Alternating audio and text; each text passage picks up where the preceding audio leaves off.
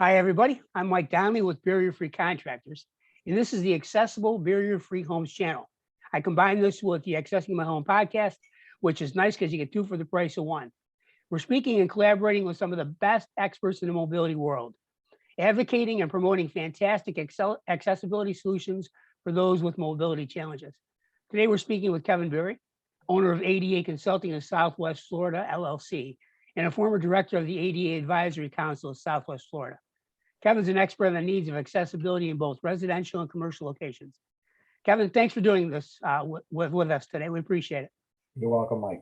Okay, good. And today, what I'd like you to do, if you would, please, is to talk about your perspective on home modifications and various aspects of accessibility that deal with residential issues. Well, the home is the most important place for people, especially with disabilities, because let's face it, you spend most of your time in a home. Yeah, you go out to restaurants and stores and everything, but you still come back to your home. So is your home accessible to you? And we kind of call it like either accessibility because of a disability or aging in place. You know, as we get older, we can't do the same things that we used to do when we were a lot younger. And so is your home accessible to doing those things? Can it be modified to do those things? Can you get into your house to begin with? And can you use your house once you're inside? So, I've been involved in building some of these barrier-free homes. I do this for a living in terms of retrofitting existing homes. Give us some ideas on methods that you would use that I've used, but you have a tremendous perspective on these. Give us some examples of things that should be done in a home. Okay, we start with a home. So you drive up to a home and you pull in a driveway or in the street. And so the first thing is, can I get into the home? If you can't get in the home, then the rest of it's useless. So do you have a ramp? Do you have a zero entrance? Meaning a zero entrance is something that is no steps. And so you can go right into the house without having to step up or step down. So now you're inside. Well, can you get inside the door? Is the doorway large enough to get inside? And it's got to be at least 32 inches minimum clear opening. You get inside your house. Okay, now you're inside. What can you do inside the house? Well, the most important thing is, can you get from the entrance to the bathroom? Bathroom's the most important room in the house to somebody with a disability, because let's face it, whether you have a disability or not, or if you're as old as we are, bathrooms become very important to you. And so, can I get into the bathroom? Can I use the bathroom? Am I in a wheelchair, or am I visually impaired or other disability? And so that's the first thing we tackle. And also in the bathroom, if you live in the house, can you use the shower? Can you use the bathtub? Do you have a transfer method? All these are easily fixed if you know what you need. Then the next thing is, depending on what you do in the house, are you the main person?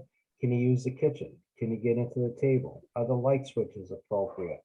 And technology today is so good now that you can talk to your light switches, you can talk to your thermostat, you can talk to everything. You may not talk to your spouse, but that's another issue. But your house will not answer you. So you can tell your house, turn the thermostat down, and you won't hear somebody saying, no, I think it's okay where it is. So anyway, is your house accessible to you? And there are several things to do in an evaluation. And again, like I said, first thing is, can I get in my house? When I get in my house, can I use my house? And that's what we said. All right, talk to me about bathrooms. What would you do in general when you walk into an inaccessible bathroom once you get through the door? Well, the most important thing, of course, in a bathroom is the toilet facilities. And everybody has to use a toilet facility. So and it depends on the disability, but you have to plan on worst case scenario. The person's in a wheelchair. Is the doorway opening to get into the bathroom large enough? In Florida, they have this unique things that they put the bathrooms into a separate room off. They put the toilet inside a separate room off the bathroom. The toilet room, unfortunately, is the size of a closet. And even a person without a disability, it's hard enough to get into it, let alone with a wheelchair. So do I need that facility in there? Are the walls, most of the walls in Florida homes can be taken down. So take the walls down, make it so that you can come in and transfer from your wheelchair to the toilet and back out again. Flush handles should be on the open side of the toilet, because who wants to lean across what you just did to flush the toilet? So Anyone that tells you, well, the flush handle is always on the left side, no, that's incorrect. They could be done on either side. And then, can I use a sink? Can I use a bathtub? If it's a bathtub, can I convert the bathtub to a roll-in shower? Grab bars. And when you're building a house, it's great because you know where the studs are.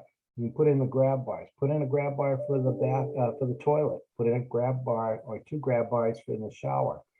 And in those, and if your house is already done, find a contractor that knows what they're doing, that can put in grab bars, because they have to be attached to a stud or something strong enough to hold you, and put those in, because when you're in a shower or you're going to transfer to a toilet, well, I'll tell you what, those grab bars are about the most important thing you can do. Kev, we've done a home in Sarasota for a lady. It's hired us on about 4 separate occasions. And this woman has grab bars everywhere.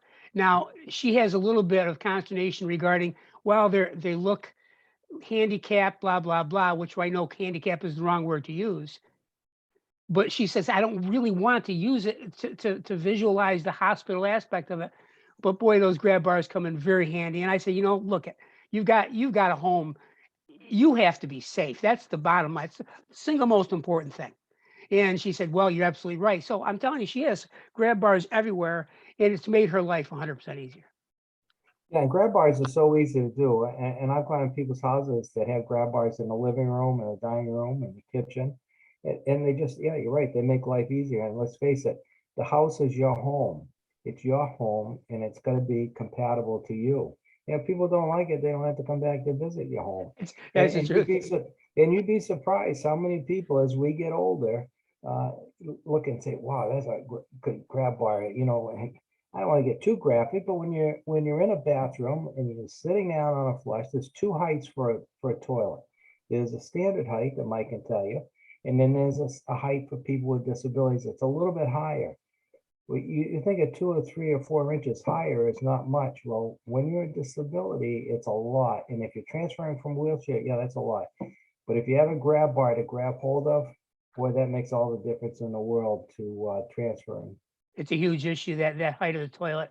Every house that I do, we put in a higher toilet, and it's made a world of difference. A lot of satisfied people. Lastly, what I want you to address is the word handicap. You put it in a really good way. Tell people why not to use that word. Well, handicap was a word that came out of the British Empire at one time, but actually it stood for people that had a disability, and they were begging on the street, and they would put out their cap and they would say, hand me some money in my cap, and the term handicap got put into that. But instead, we're trying to use the word disability. I'm not a disabled person, I'm a person with a disability, because you denote the person as themselves.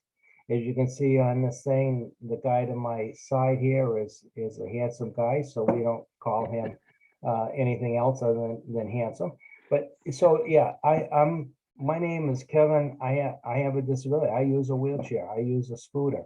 I have a disability. It does not denote me or my abilities or my intelligence or anything else by the fact that I have a disability. So we're trying to get that word changed. It's being changed. It's no longer in the American dictionary. The word disability has been put in its place, and everything in the federal function and the federal nomenclature is a disabled person or person with a disability, and that's how we do it.